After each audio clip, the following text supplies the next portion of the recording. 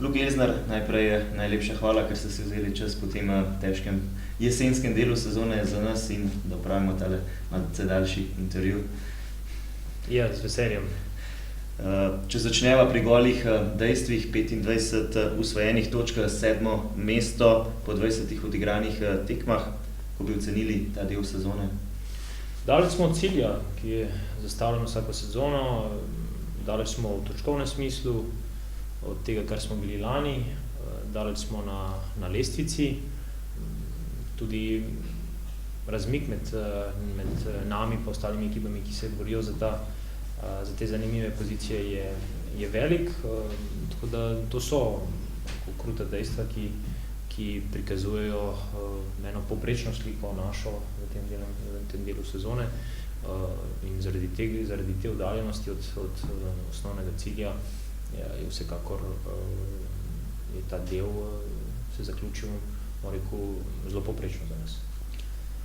6 zmag, 7 remijev, 7 porazov. Predvsem se je veliko nabralo teh remijev, ki odnašajo precej pomembne točke. Bi se morda dalo na kakšni tekmi malce več potvegati, tudi za voljo kakšnega poraza? Jaz bom rekel, da ja, remiji so sigurno, če jih nanizaš kar nekaj, mislim, ti ne pomagajo kaj preveč pri nabiranju točk in pa premikanju po lestvici.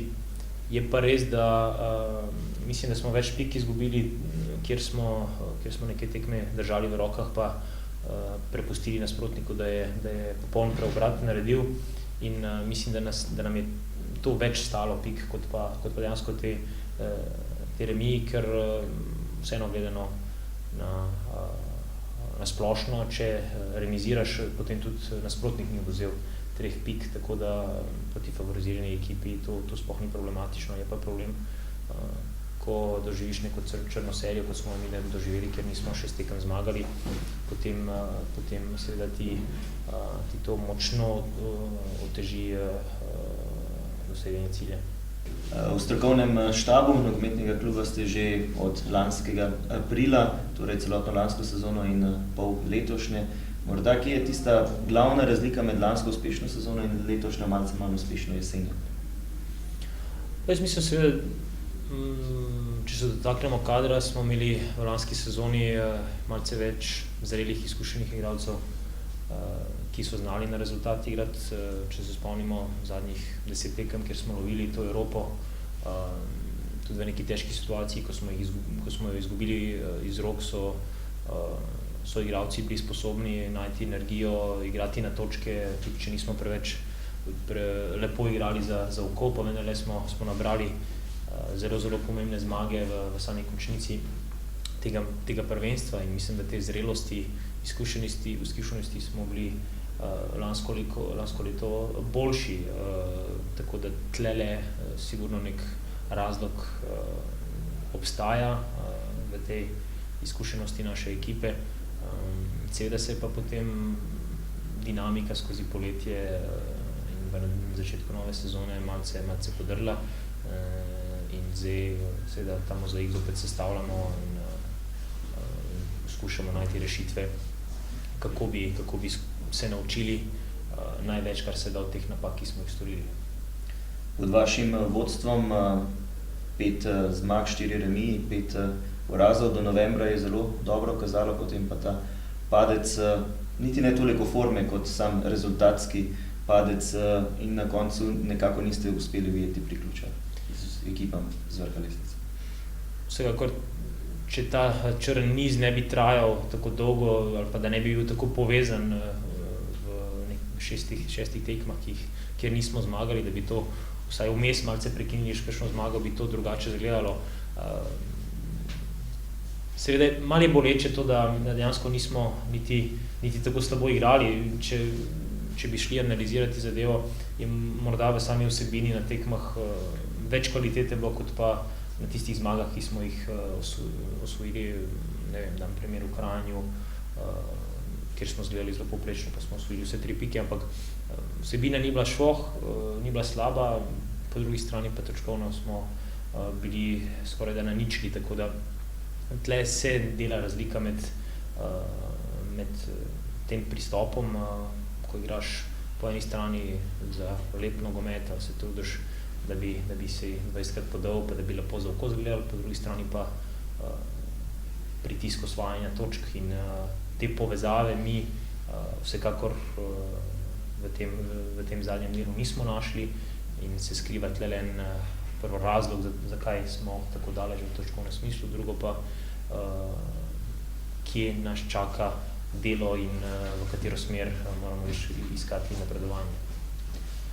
V tem času niste uspeli premagati niti ene ekipe, ki je bila uvrščena pred vami, verjetno je to tudi glavni razlog, da niste ujeli priključka vrhu lestvice. Večkrat ste omenili po tekmah, da je vprašljiva tekmovalnost vaših igralcev. Vprašljiva, morda še nismo vsi se te tekmovalnosti naučili, ker to je stvar, ki pri nekaterih je samoumevna, pri nekaterih se pa jo je treba spodbujati, ali jo dejansko se je treba naučiti skozi napake. Mi smo drago plačali vsako napako, izgubili smo teh 5 tekem, vsaj pod mojim vodstvom, proti Kopru in proti Mariboru in zelo nesrečno proti Olimpiji doma, tako da nismo izgubili tekmi proti slabemu nasprotniku, ampak prav v vsaki tekmi smo imeli momente, kjer bi to tekmo lahko obrnili v svojo korist in zaradi malce nezrelosti mislim, da smo imeli nekaj prostora, da bi tukaj več iztržili proti Mariboru, Kopru in proti tej Olimpiji. Tle nam zmanjka malce neke pokvarjenosti, no, ali pa tiste ta prave tekmovalnosti, kjer ko enkrat nekaj držiš v svojih rokah, ne želiš izpustiti do konca tekme, ne glede na kakšen način to dosežeš. To nekaj ekip v ligi premore zelo dobro, če govorimo o Kopru, še kakšno ekipo bi lahko našteli, ki zna dejansko na rezultat igrati, mi smo bili pa še precej mladi v tem načinu in upam in potrebno je se naučiti iz tega slabega niza nekaj, prepričan sem, da smo naredili en korak in da bo v spomladanskem delu vsaj iz tega vidika bolje. Sem verjetno lahko pripišemo tudi pokalni izpad proti Olimpiji, ki je bila v tistem trenutku v krizu in izpustili ste zelo prav lepo priložnost, predvsem na tisti prvi tekmi v Ljubljani. Prvi polčas na Stožicah je bil sigurno izredno slab z naše strani, nerazumljivo slab oziroma nerazumljivo slab pristop z naše strani v to tekmo, kjer malce več želje, malce boljšo zbranost, osredotočenost na srečanje. To je tudi drugi polčas pokazal, kjer smo bolje funkcionirali. Dejansko je priprava sama na tekmo v glavah ni bila ta prava in smo lepo pokazali dejstvo, da v celoti 2 srečanj, če en polčas izpustiš, da te ni nikjer, ti to lahko košta napredovanje. To se je dejansko zgodilo za nas, čeprav smo vtis popravili v drugi tekmi, ampak je bilo premalo, zato ker smo tako globoko že se postavili v slab položaj na Stožicah. V svoji karieri ste bili, igralski karieri ste bili odličen obrambni igralec, tudi sedaj vse skozi poudarjate pomembnost faze branjenja in ohranjanja nedotaknjene mreže. To vam je uspelo v tem jesenskem delu, 6krat ste ohranili mrežo nedotaknjeno pod vašim vodstvom. To je temelj, na katerem se da graditi tudi naprej. Jaz mislim, da sodoben nogomet ne dopušča, če želiš biti uspešen, neko preveč odprto formacijo, nek prevelik rizik in če ekipa ne funkcionira dobro, ko se brani, če se ne upošteva neke principe, če se ne stoji dobro v svoji coni, v nekem resnem tekmovanju nimaš prav nobene možnosti, da bi bil uspešen. Mi iz tega smo morali začeti graditi, ker v momentu, ko sem prevzel, smo prejemali ogromno zadetkov in čuditi, če si zelo učinkovito v napadu, in to je tekmo proti Mariboru pokazala, je nepomembno, če ti obramba ne funkcionira. In v velikem delu teh srečanj, ki smo jih odigrali pod mojim vodstvom, je bilo to na solidni, dobri ravni in smo bili zaradi tega tudi kar nekaj tekem uspešni. To je baza, na kateri je treba graditi. Čisto vsaka ekipa se ukvarja ogromno s to fazo igre, vsaka ekipa v Ligi prvakov, vsaka ekipa na nekem svetovnem nivoju daje močen poudarek na to, kako se bodo branili in imajo različne pristope.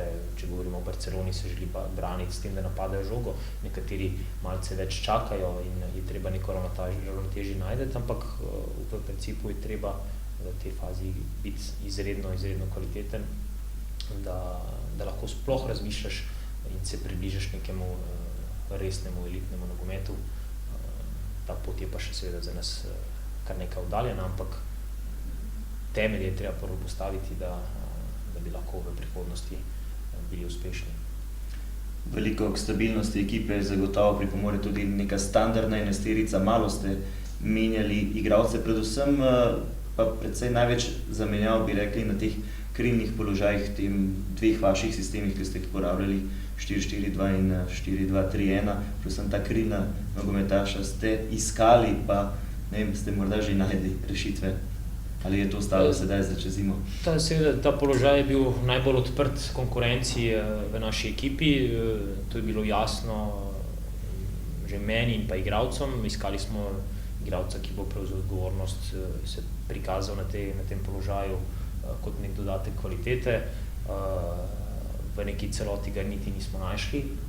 In je tu nek razlog, zakaj smo bili malce manj uspešni v nekaterih tekmah. Problematika je v tej, da imamo na voljo dva obrambna bočna igralca, ki veliko želita sodelovati v napadu in to lahko pride v poštev samo takrat, ko imajo izpred sebe igralca, ki to zna izkoristiti in ki z inteligentnim gibanjem omogoča to vključevanje naših bočnih in iskali smo rešitve. Seveda časa nismo imeli, da bi ustvarili nek profil na tej poziciji iz igralcev, ki jih že imamo. Noben nam pa ni v neki seriji pokazal, da si zasluži standardno mesto v enajsterici, medtem ko na nekih drugih pozicijah smo dobili, ne vsako tekmo, ampak v veliki večini smo bili zadovoljni s tem, kar je bilo prikazano. Tako da ni nobena skrivnost, da smo na tej poziciji najmanj pokazali od vseh tekem.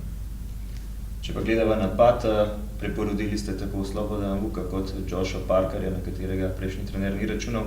15 golov v sezoni, 13 pod vašim vodstvom, to je lep uspeh tudi za vas kot trenerja in lepa spodbuda za naprej, sedaj tudi s prihodom Saše Anefa. Je alternativ v napadu dovolj?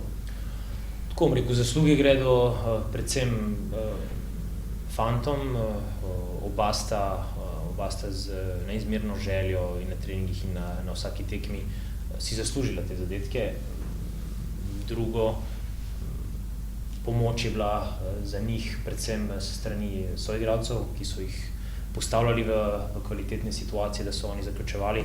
Tako da moje delo oziroma delo strokovne ekipe je bilo samo neka podpora v nekem gibanju, kako bi si izborili najboljšo pozicijo, da bi se postavili pred gol v neke dobre priložnosti, ampak jaz bom rekel tako, vsak igralec, ki nekaj doseže, mora vedeti, da ima on največ zaslug za to, čeprav je včasih fajn razmišljati, da so ti vsi ostali pomagali, ampak z moje strani zasluge gredo samo njim, ker so te zadetke si zaslužili, seveda morajo pa razumeti in vedeti in biti skromni, ker ti zadetki so prišli zato, ker je ekipa v tem momentu dobro funkcionirala in morajo tudi občutiti neko zadovoljstvo, da so jim ostali tudi pomagali. Tako da nas pa veseli, da premoremo končno napadalce, ki dajo zadetke.